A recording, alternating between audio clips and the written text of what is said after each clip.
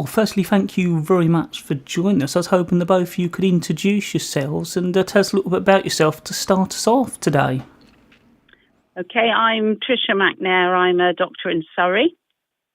And my name's Ferguson. I'm the founder of a parenting website called The Dad's Net, and I'm based in Kent. So we're going to be talking about infant colic. I was hoping you could tell our listeners exactly what that is. Infant colic's a condition that affects babies in the first few weeks and months of life. It causes excessive crying. That's crying that may go on for several hours a day, several times a week.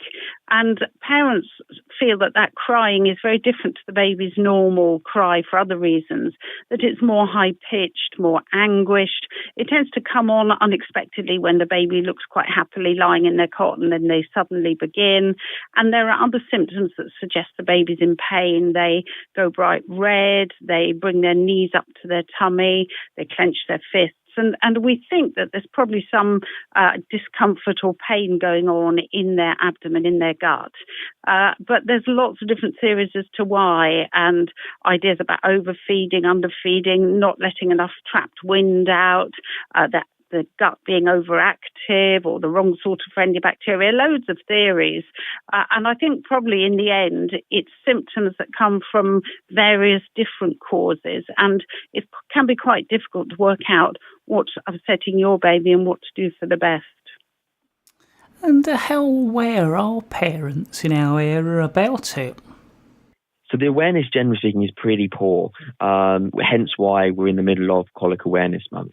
It's about 1 in 5 parents, and that just highlights that actually the knowledge and understanding of this isn't as good as it should be, considering it's a very common issue. About 1 in 3 it affects, although we suspect that actually from experience it could well be more than that infant colic actually affects.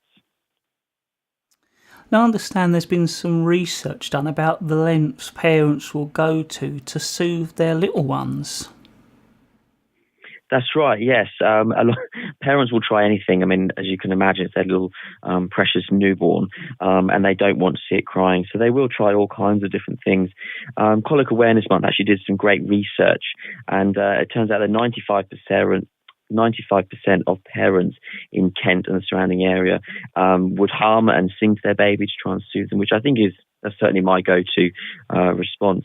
But also 90% of parents would try and drive their baby to help get them back to sleep or help soothe them, which is brilliant. You can imagine 90% of parents all driving around the Isle of Sheppey and through Kent, all at 2 a.m. at night, all meeting up to try and get their babies to sleep.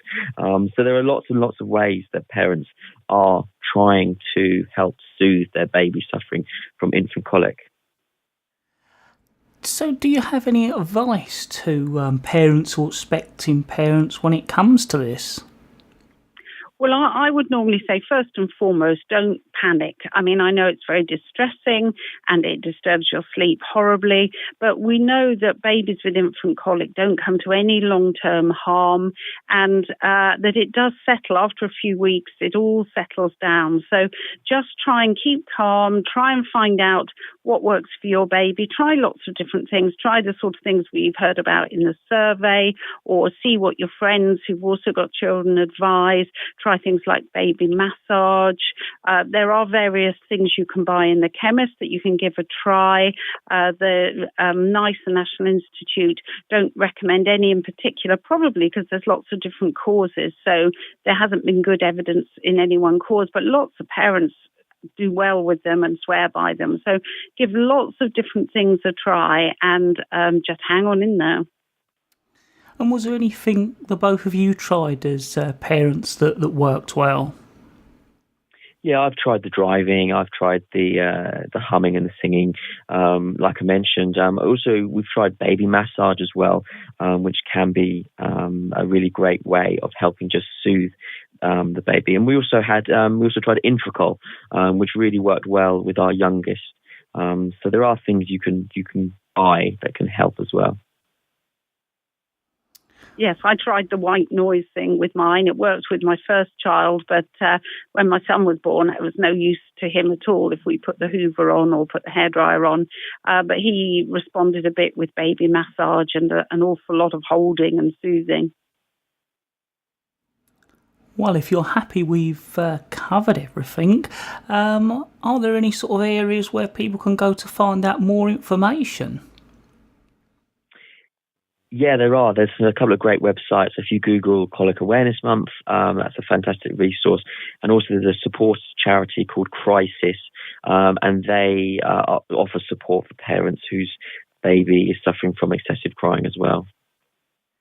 Well, I'd like to thank the both of you very much for taking the time out to talk to me today. No problem. Thank you.